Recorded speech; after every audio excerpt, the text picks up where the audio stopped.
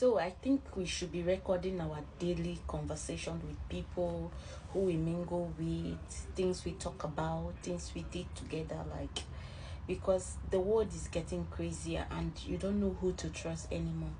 So I just remembered one time that my brother moved to Ghana.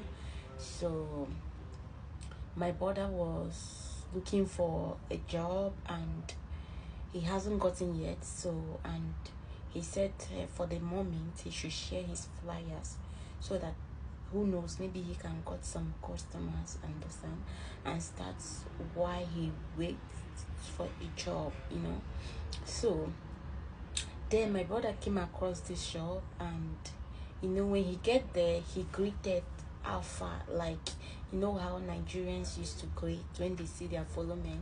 So he was like, how far, you understand? So he greeted the two guys in the shop.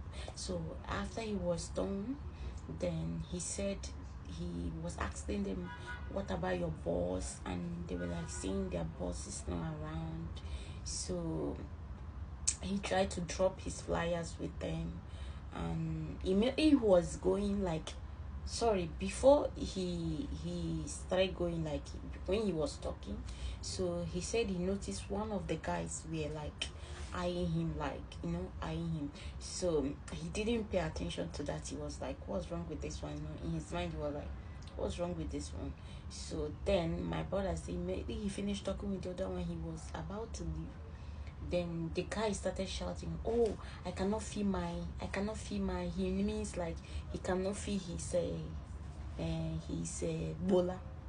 I cannot feel my brother, like, what's going on? Like, am I dreaming? Like, before you know, people are still gathering. My brother said he was confused, and the only thing he could remember, like, to call his senior brother. So he called our first one. Our first one called one of the guy we know before they traveled to Ghana. There is a guy that was already there, and he has been there for some years, and he knows his ways around Ghana. So he called the guy, and when the guy came, everywhere was full of people. They were like asking my brother one kind of question, what do you like a criminal, like.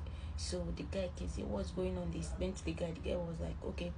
He called one of his girls, because the guy has a salon in Ghana, so he make hair. So he called one of his girls. They come over. The girl came. He tell the girl, okay, take this guy to the back and try to touch his and to see if it will stand up, if it will rise. You understand? So then, because the guy was complaining, I cannot feel my bola, it's not even walking, it's not even moving. So then the girl went with the guy, and the girl said immediately she just do like this, like immediately she just do like this, and the thing stand up. You understand? So they came back. The guy was like, sorry. And before you know it, mind you, they have already called police. Police was already on their way. So as they come out, so the girl said, don't mind him, this thing is working, his bola is working. So they were like, what's going on? Why did you do that? Like, okay, normally you're supposed to like apologize to my brother, understand, like, try.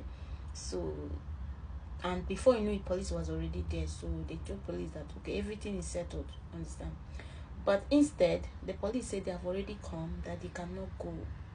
They have to take him, or he has to pay himself. So then my brother wasn't having much money, so he tried to plead with them that I just came to Ghana, I don't have any money with me. And his senior brother didn't come out with any money. So they said they have to take him to the station.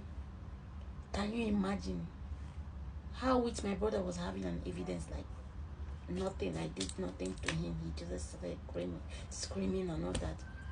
So they have to take my brother to the station before his senior brother could go to the house and get money, and before they let my brother go.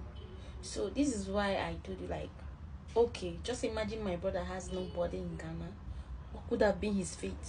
Maybe they could have beaten him to stupor. Maybe they could have buy him. Maybe they could have done things to him, like. But I thank God that everything got sorted out.